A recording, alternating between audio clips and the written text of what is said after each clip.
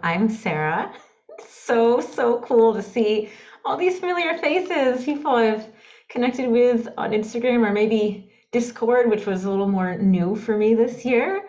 Thank you for making the time to be here. I hope you find this helpful. I know some people are still coming in into this meeting. So while that is happening, first of all, please do continue the chit chat between each other. It's so cool to connect.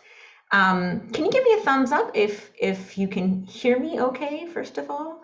Fantastic. What I'd love to know before we delve into things is if you could put into the chat where your fretboard knowledge is at the moment in terms of knowing the notes on your guitar or even chords on your guitar. It would be helpful for me. I really want everyone to get something out of today's class. So I will be differentiating things here and there, but what I want to really be sure of is that, that I'm not spending time on things you already know.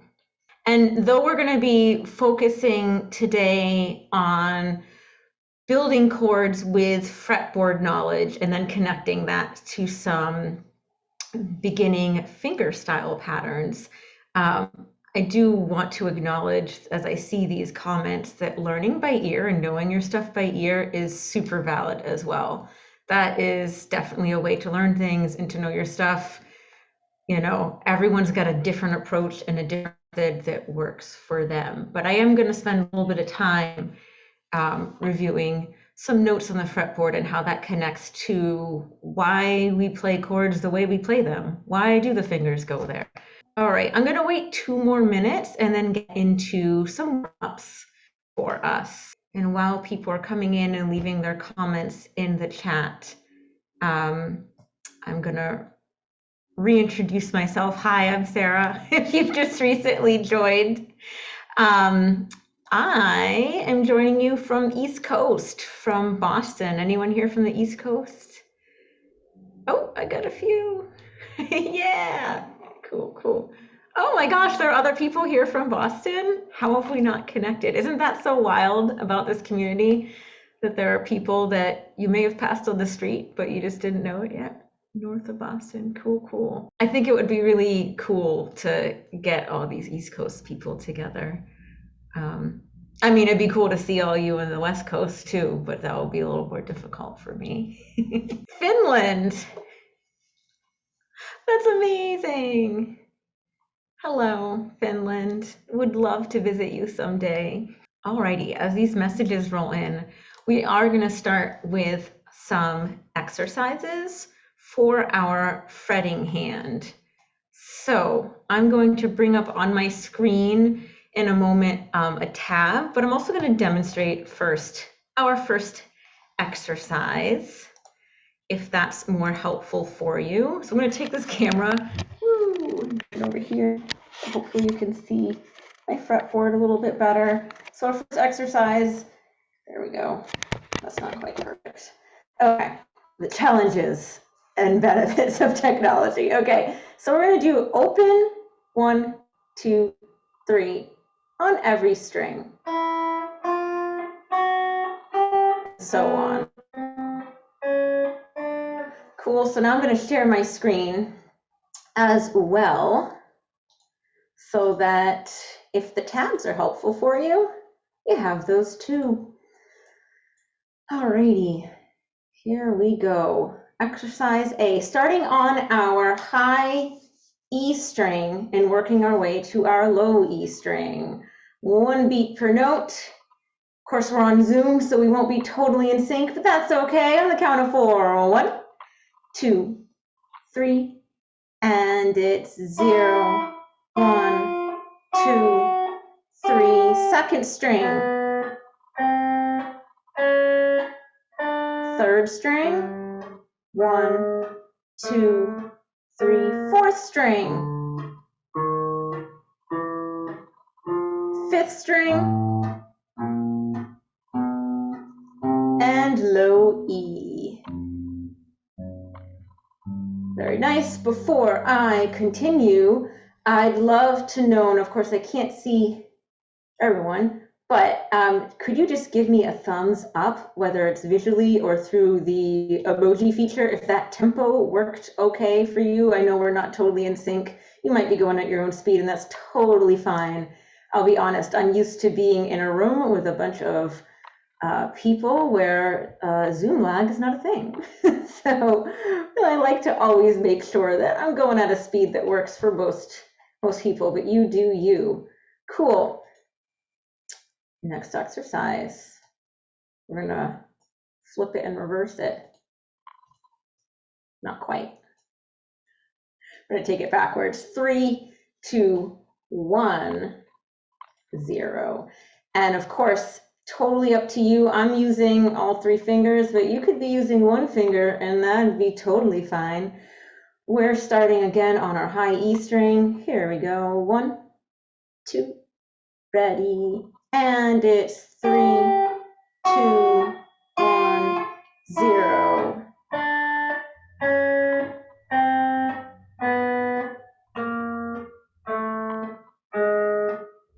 Fourth string. And 5th string. And 6th. Rock on. If you have been using multiple fingers, we are going to get that pinky doing some work. Now, I always like to say that pinky is probably the most underused appendage, right? We don't use our pinky for all that much in our daily lives, unless we are shredding and you're using it for chords or whatnot. So we're going to leave out the open string, and we're going to do 1, 2, 3, 4.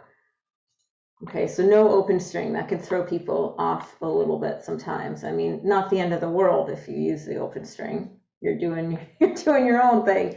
That's okay. We're just warming up those fingers. Starting on the 1st string, 1st fret, or high E string, 1st fret. I should say 1, 2, ready, and it's 1, 2, 3, 4. 2nd string. 3rd string, 4th string, 5th, and 6th. Very nice. All right. Similar, but we're taking it backwards. We're going to start on the 4th fret. And again, if you're using all 4 fingers, then you're really working out that pinky because that's the finger that's going to start us out. 4, 3, 2, 1 on every string. 1, 2, ready, and it's 4, 3, 2, 1, 4, 3, 2, 1. 4, 3, 2, 1, 4, 3, 2, 1, 4, 3, 2, 1. Last string.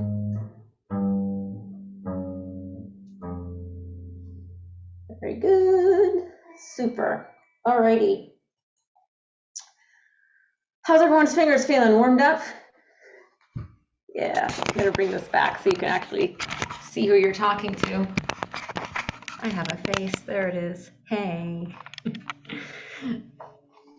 All right, so I saw in the comments that there are lots of people that know their chords, that have some understanding of notes on the fretboard. Some people are learning by ear. Some people really know how scales are constructed and chords are built. So again, if at any point I'm going over something and you're kind of feeling like either been there and done that, you already know it, or if you're on the other side and this is really new and maybe I'm glossing over something too much, please do just add into the chat because I want to know. I want to know how I can help you. What I'm going to start with is a little bit of review. I say review because I think seems to be that lots of you already know some basic music theory knowledge. So we're going to start with building a chord, not a chord, I'm sorry, a scale. And then we're going to go into how the chord is built from that. So I'm going to share my screen again.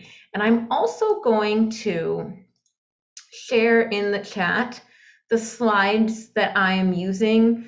Not necessarily because every slide is helpful, but because there are some links that I've put in the slides that I hope can be helpful to you in practice. If this is something, if fretboard knowledge is something that you want to get better at, then I'm hoping that these links can help you out. So again, not every slide is going to really be super duper helpful, but I just pasted a Google slide into the chat.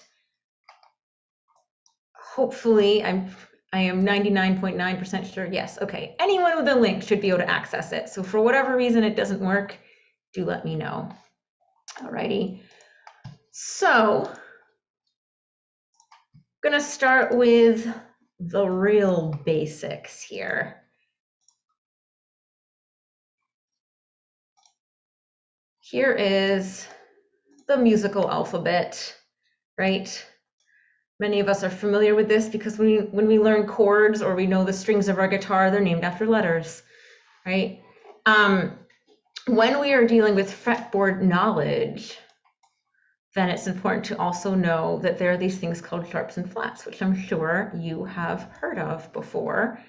Now, some of the pictures that I'm using and some of the links I'm using in this slide, I will admit are not my own. Some of them are, some of them aren't. This picture's not mine, but I like how it's similar to what you might see on a piano keyboard. I always say the black keys, those are our sharps and flats. But on a guitar, every fret moves by what's called a half step. I'm sure many of you have heard this term before, half step.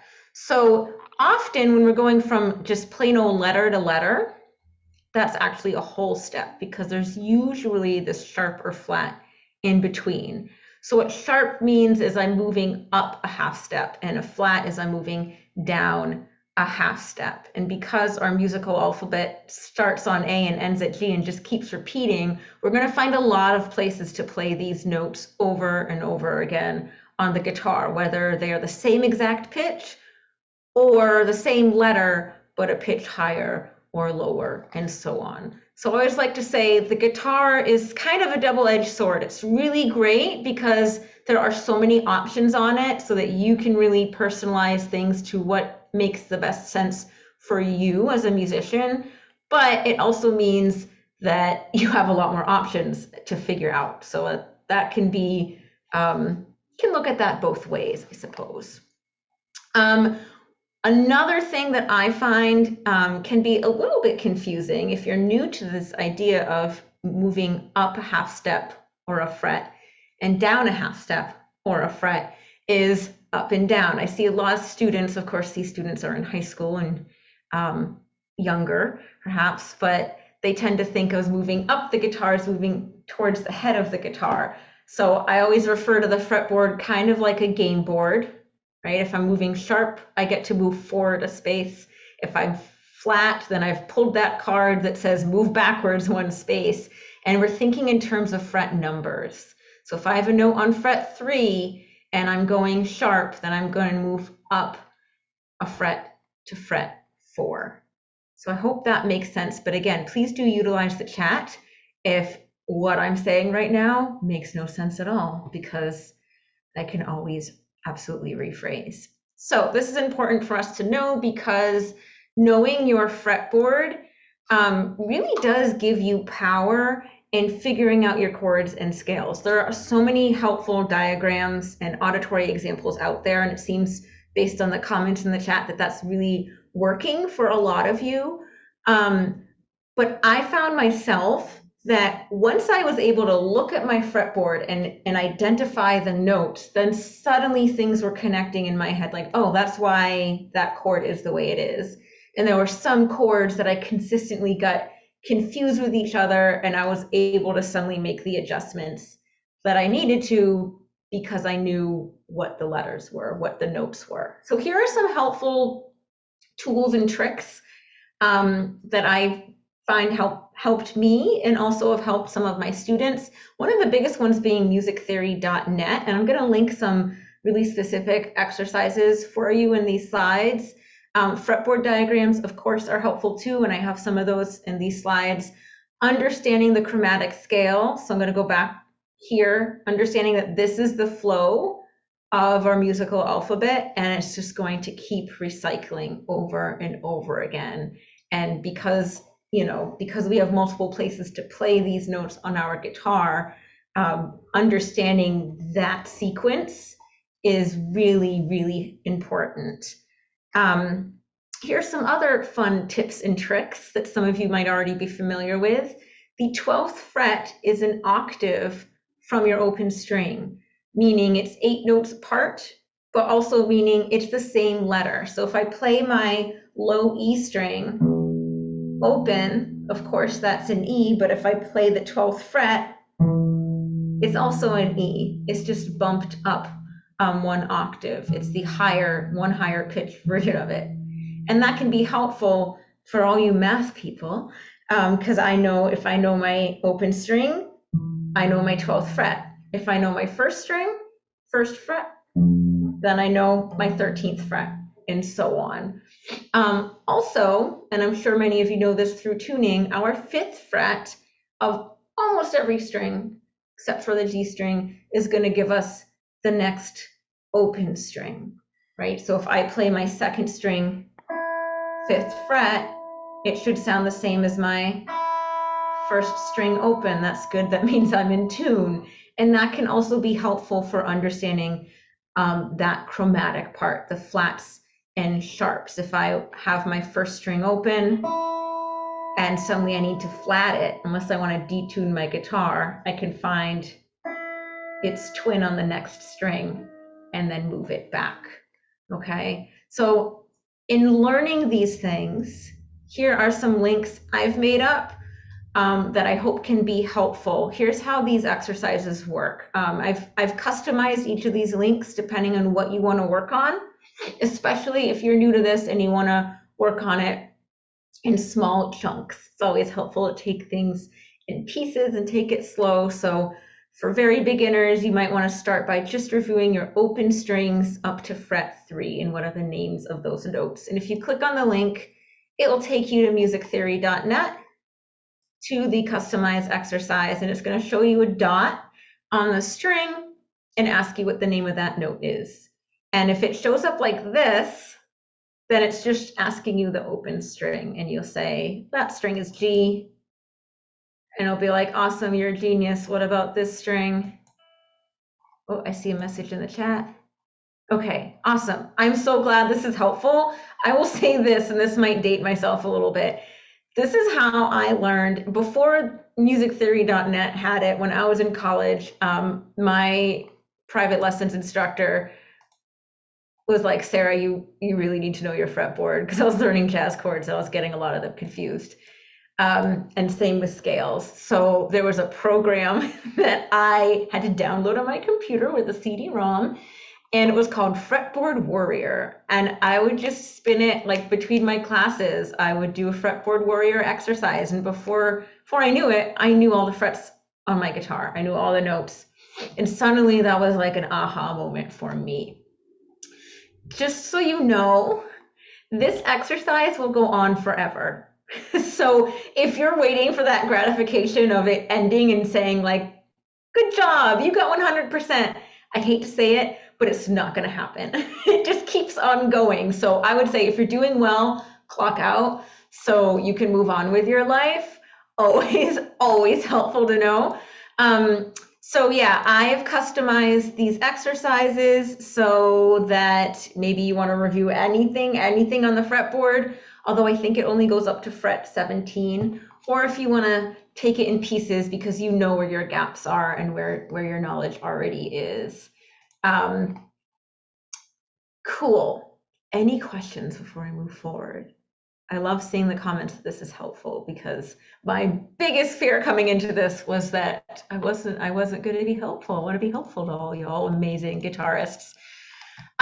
Here are some handouts that might also be helpful for you visual learners. Some of these I have made, and some of them I found, not gonna lie. Oops, where am I? There we go. So I have some handouts that literally just go string by string. You may have noticed in the warm-up that I'm calling my high E string the first string. I know some people consider the low E string the first string. I did when I was just starting on guitar, and I started to notice that a lot of the other like method books out there call the high E string the first string. So that's just what I'm sticking with for consistency purposes. So these handouts here, I've linked them in tab or staff. If you're starting to learn guitar, but maybe you play another instrument and you're very familiar with staff notation, then I want to honor that. And basically these handouts will show you, you know, here are some notes on the first string, just within the first 3 frets.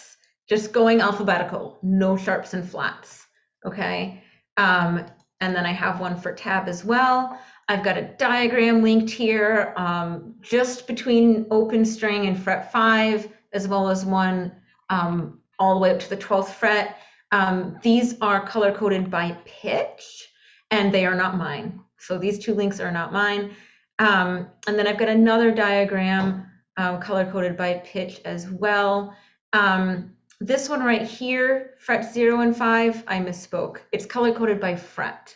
So I tend to color code by fret when I, ooh, I'm seeing in the chat, someone's got an app that does this as well. That's amazing. That's really good for me to know too. I like to color code by fret when I color code, just because I can use it consistently with tab. If I want to eliminate the numbers, I've had some students that really struggle with longer, oh my gosh, I can't talk, struggle with numbers. And one of my things as a teacher is differentiating, especially for my students who might be neurodiverse. So you'll notice that a lot of things that I'm going to do here, I'm going to give you a couple different options. So that's why I like to also have the option of color coding by fret, not by pitch, because it really keeps things consistent. And if we have to, we can color code the guitar and take away the numbers. So if you're interested in a system like that, I'm happy to send you over more materials that might be helpful for you. All right, so I'm referencing all these handouts because I want you to find one that works for you before we go on to the next exercise, which is building a major scale, because that's going to lead us to building a chord. So please do go into these slides and find a diagram that works for you. If you need it, you might not need it, and that's great too, because I'm going to move on to our C major scale. Okay, so hopefully you have a diagram that's going to refer to the space on the guitar that you want to be working on. Maybe it's just the open string in the first few frets. I'm going to work on tabbing out the scale in that open position, as well as between frets 3 and 7. If you feel good on both of those, then maybe you want to think about figuring out your C major scale between frets 12 and 15. So I'm going to mosey on over to my tabs here. And I'm also going to keep an eye on the chat, because here's where it's different over Zoom. I can't just ask you to call out your answers. So we are looking for these letters. I'm going to start with between frets 0 and 3, and I'm going to start from the very bottom strings. So I'm looking for a C to start us off, either on the 6th or 5th string. Where can I find a C? Feel free to use the chat. I want someone to tell me, where can I find a C on the 5th or 6th string. Awesome. 3rd fret, 5th string is correct. All right, let's find our D. Okay, 8th fret string, also correct. That works. Where's my D? Who's got a D for me in our open position between fret 0 and 3? Ooh, 5th fret, 5th string sure works. I'm going to tab that out like this, not meaning that them at the same time, but that they are options. You can play the fret or the 4th string open. Yeah. What about between fret 3 and 7? Find myself a D. Oh, you know what? I'm going to take Audrey's 5th string and apply it here too. Very nice. All right, let's go to our E, where we're going to find this E. 4th string, 2nd fret sounds perfect to me, or 5th string, 7th fret, you got it. Now I need that F, 4th string, 3rd fret. Fantastic. And for those of you working on the higher frets, 8th fret, 5th string sure does work. All right, we're getting there. G, where's our G? It's okay, Elizabeth, I'm like 7th string. Does she have a 7th string? 7th fret. Yeah. Or we could do, yeah, we could do 3rd fret, 6th string. So I should probably reiterate that question. I want to keep moving up in pitch. So I don't want to go back down. I want to keep moving up just for the sake of this exercise, because we are going to play this scale after. So if I've gone so far, I've gone, oops. I did not tab my C in the right place here, did I? Somehow I got a 6 there. And I must have meant an 8. There we go. There we go. So 3rd fret, 6th string does work, but 10th fret, 5th string could also work. We could keep going up there. I think I want to keep it between frets 3 and 7, but if some of you want to work up there, absolutely. I'm thinking we could stick with our 4th string, 5th fret, right? And then we get our A. For those of you in open position, where can we play our A? Who's got an A for me? You got it. 3rd string, 2nd fret. And how about someplace between the 3rd and 7th fret? Who's got an A somewhere between fret 3 and 7, moving up?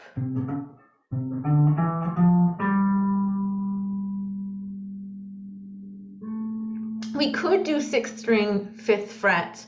That is an A, you are right. I also want to keep moving up, so I'm going to take Elizabeth's suggestion of 4th string, 7th fret is actually, but if you're counting up from the 6th string, and I think maybe that's part of the confusion. So thank you for telling me that this is confusing, because I'm going to take a step back here. And I really appreciate you telling me. So I'm going to go, let's go here. So I'm building my C major scale. For some of you, you're working in this area, right? Between fret 3 and 7. That's probably the messiest circle I've ever drawn in my life. So we are going from C, D, E, F, right? We want to keep moving up the guitar. So we're going to keep moving to the higher strings. So if you said, okay, this note's an A and we're looking for an A, you're not wrong. That is an A, but because I want my scale to move up, right, I'm going to do C, D, E, F, G. I'm going to go to this A instead. Does that make sense? We're just going to keep traveling this direction up the fretboard. Or if I go into my tab, I'm not going to go back down to the lower strings as I build my chord.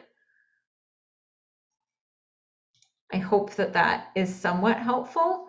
Essentially we are, I'm just gonna hop into, why is my chat so big? My goodness. I'm not sure if right now I'm broadcasting the chat to everyone on my screen. Here we go. All right. Cool. All right. So, you're not wrong if you're saying like, oh, A, fifth string, fifth fret. It's just not the range that I'm going for because I already moved on from that part of the fretboard. So I'm going to go with the 7th fret.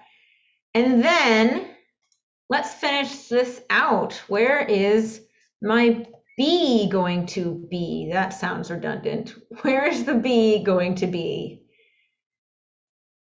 Someone give me a B between frets 0 and 3. And now we've moved our way up to the 3rd string. 3rd string, 4th fret totally works. Fun fact, that pitch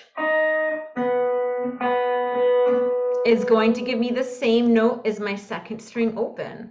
So you can use either of them. And that might also come down to your preference in fingering or in tone, because the strings will sound a little bit different even though they're the same pitch. And for those of you working between frets 3 and 7, where could you find a B? You know what? 3rd string, 4th fret's probably going to be our best bet, isn't it?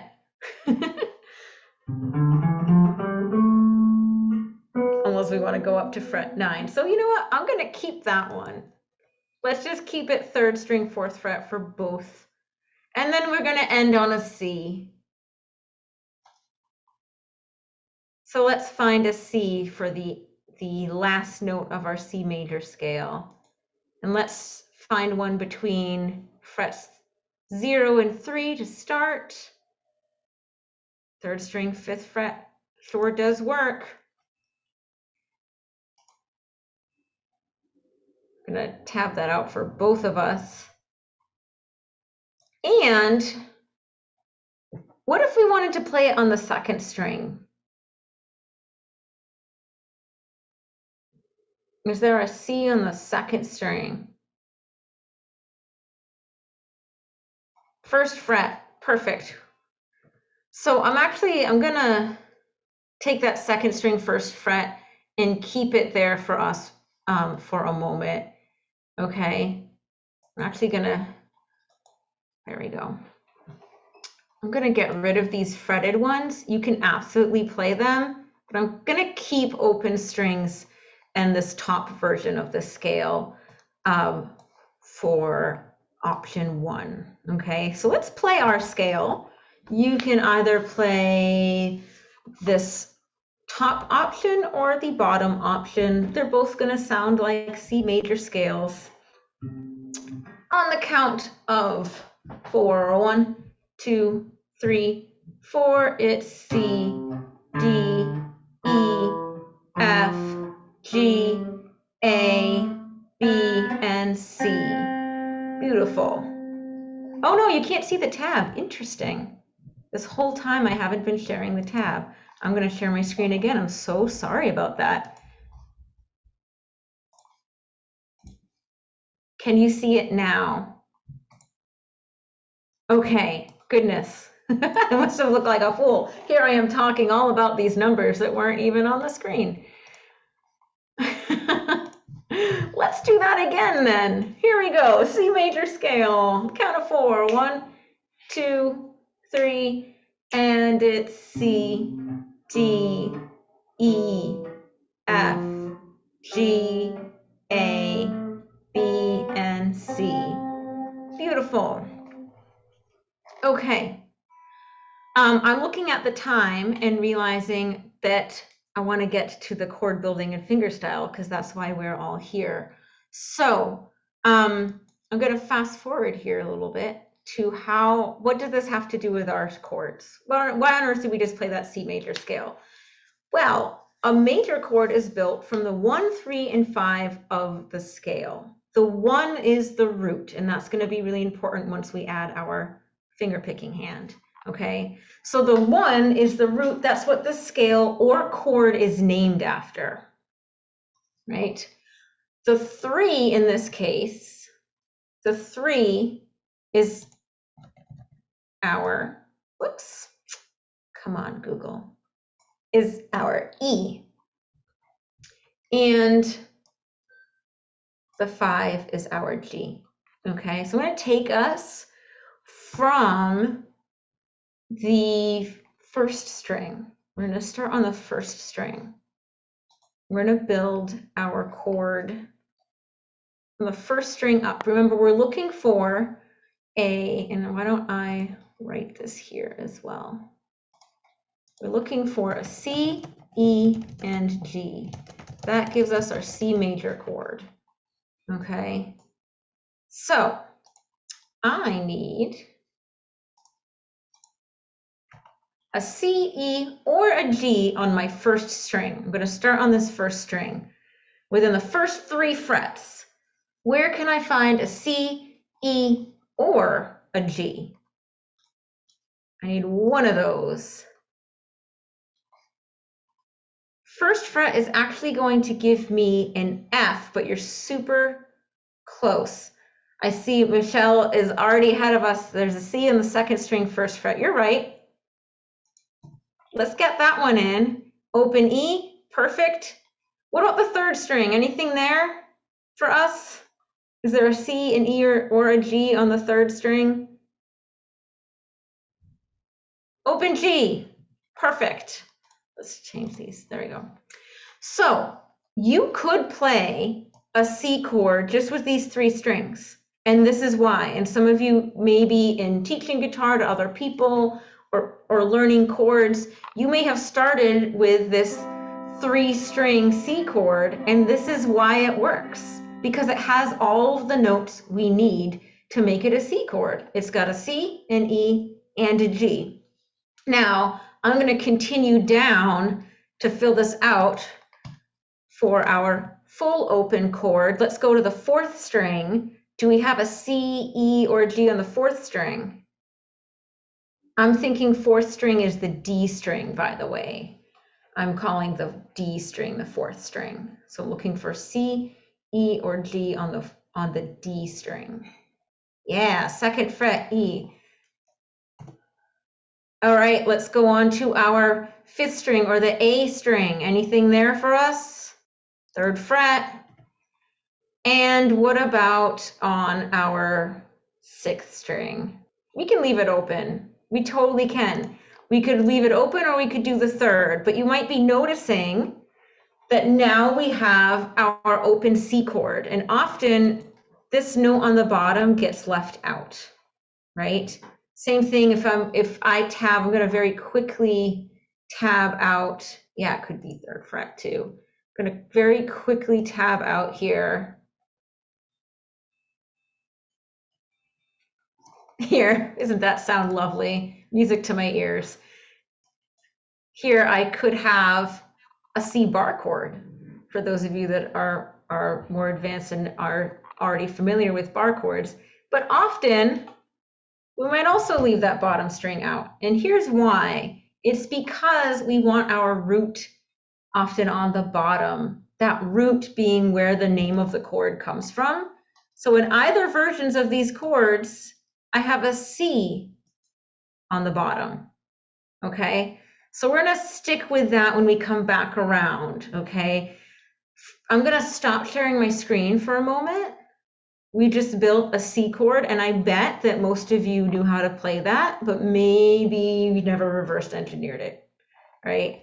This is why our fingers have to go where they go, because we have to find those 3 letters on every string. So we've done a lot of fretboard stuff. It's time to get this picking hand in, because we spent a lot of time on this, and oh my gosh, we have 12 minutes left. So time to do some exercises for just the picking hand. I'm going to share my screen again to let me know if you don't see it.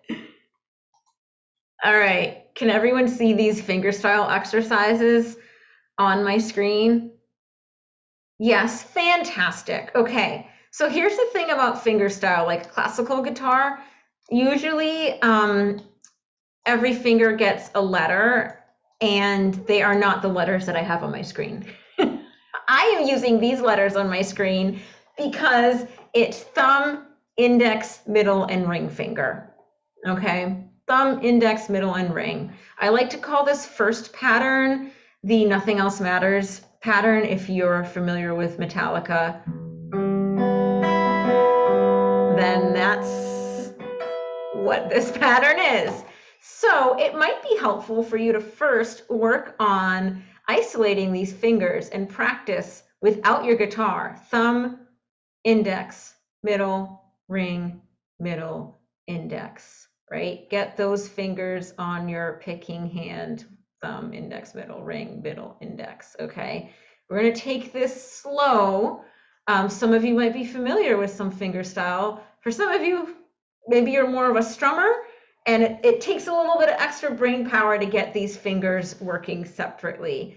So we're trying this on just open strings, your left hand, I shouldn't say left hand, your fretting hands just hanging out, okay? Here we go, 1, 2, 3, and thumb, index, middle, ring, middle, index, and pause. Okay, I like to say thumbs up or thumbs sideways. How did that feel? How did that go? You can leave me a comment in the chat. Okay, this is something to take slow and take in pieces if you're new to it, right? Here's what I'm going to do, because I want to make sure we really have a chance to put these two things together, and I have talked way more than I thought I would, which doesn't surprise me at all. I want to try this one more time, okay? And then for those of you interested in these exercises, I want to share it with you afterwards so you have them, so you can practice them. Notice that our thumb right now is staying on the 6th string, okay? Our index finger, yeah, we're really building up the muscles in our fingers that maybe don't get used that often outside of our shred time. Our index finger is staying on the 3rd string. Our middle finger is staying on the 2nd string. They're not going to move from there right now. Eventually, as you get more advanced, they will, but right now they are staying put. Yep, they are only open. So I've tabbed this out with just the open strings. I hope that makes sense. So we're just plucking these open strings. Yeah, sorry if that didn't make sense the way I presented it at first. And then we're keeping our thumb on, in fact, why don't I do this? I'm going to stop sharing for a moment and give you just a demonstration on the guitar of what this looks like. So my thumb,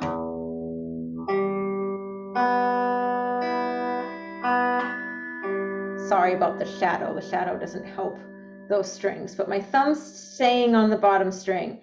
My other 3 fingers are really locked in to the last or the top 3 strings on my guitar, and they're not, ooh, that's a bad view for everybody. They're not gonna move from there. Hello again. So let's try that again with the tab. Here we go. There's the tab. Just open strings. So again, it's just your picking hand, your fretting hand, just gonna relax right now. On the count of 4, 1, 2, 3, and it's thumb, index, middle, ring, middle, index. And I would suggest, if you're new to this,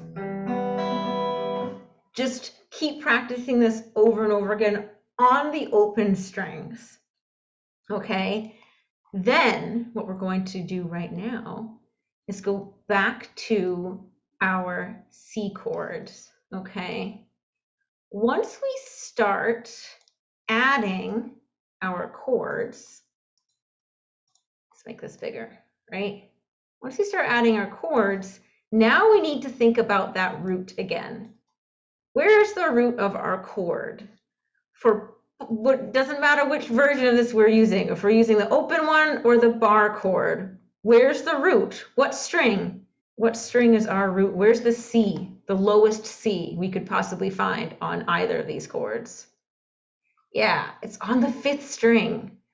So when we do our fingerstyle playing, we have to think about where the root of the chord is. If I'm playing an open G chord,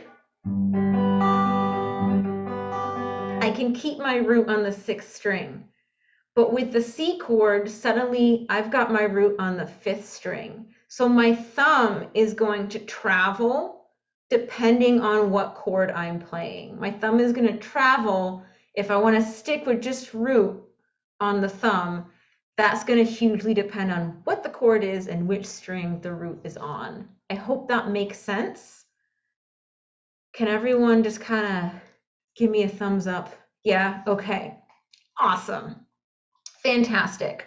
So I'm gonna have us try this with our C chord. Even though we just practiced this with our thumb resting on that 6th string, now I'm gonna change it up on us. But I know that y'all can handle it. This is She Shreds. We can handle it for sure. After almost a month of shredding, are you kidding me? We shred, that is literally what we do. Okay. So now my root is on the 5th string. Let's practice that open, and then we're gonna fill it in with the chord. Starting on our 5th string now, on the count of 4. 1, 2, 3, and it's thumb, index, middle, ring, middle, index. Let's try that now 3 times in a row. 1, 2, 3. First time.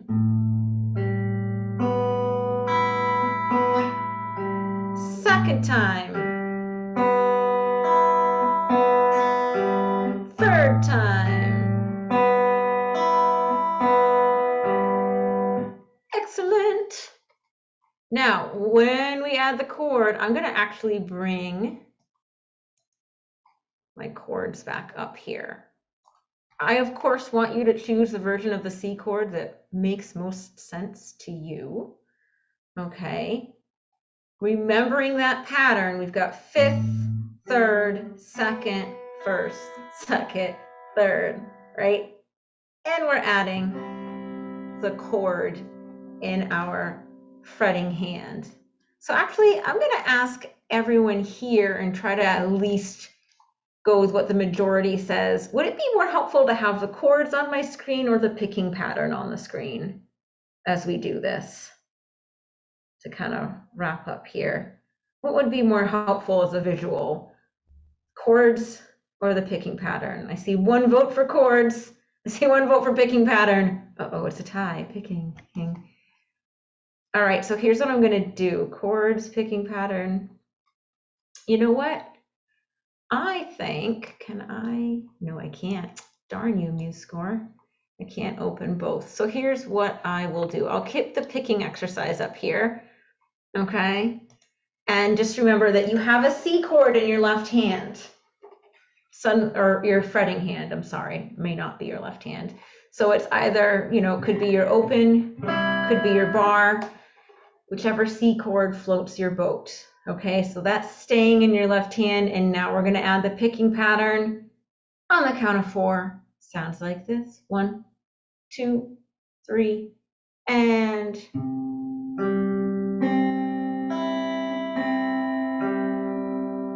should sound lovely. And as you work on developing any of these exercises, again, I'm going to send these your way if you're interested. You can put a chord over any of these, right? But what you want to look at for the thumb is where's the root of that chord. Something else that might come up is, are you playing that string? Meaning if you're playing a modified chord or a jazz chord, for example, that doesn't use this high E string, you're going to have to modify that as well. So these patterns aren't totally cemented, but they're really great for bar chords, for open chords. The biggest thing is knowing your root, okay? The biggest thing in knowing your chords and what works best for you. I cannot stress enough how important it is to know your fretboard and as you are building chords that work for you, and if you are going towards learning seventh chords, ninth chords, we didn't quite get to, I was going to talk a little bit about what makes a minor chord, but I totally talked too much and it's 4 o'clock and I wanted to leave time for questions. Oh no. So are there any questions? I'm so sorry that I can't stop talking. Anything you were hoping to get out of today that I didn't touch upon? Thanks, Lauren.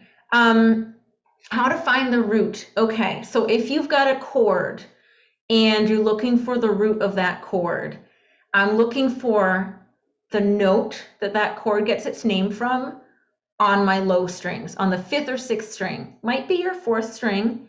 If you're using a simplified chord that's only the first 3 strings, then you know, you're probably not going to be able to find that, of course, on your low strings, but I would say looking for the root chord, and I'll add this to the slides too. Find the note that the chord gets its name from on strings 6 through 4, low E to D string. That more often than none is going to be your root note. That's where your thumb is going to start. Okay. Same thing. I'm sure there are some bass players here, right? I'm sure you're very, very familiar with the notes on those strings, right? If you're looking to create a simple bass pattern, that is also the easiest thing to do, is find the root of your chord and slap it onto those low strings. So that's really giving you your bass. Thank you, Lauren, for that. Low in pitch, yeah. Low in pitch, not low on the guitar fretboard. That could be confusing. Low in pitch, yeah, the lowest sounding, that bass note is going to give you that bassy sound. I can absolutely tell you where to get MuseScore. It's free, by the way. MuseScore is free. I love MuseScore. You can download it online, musescore.com.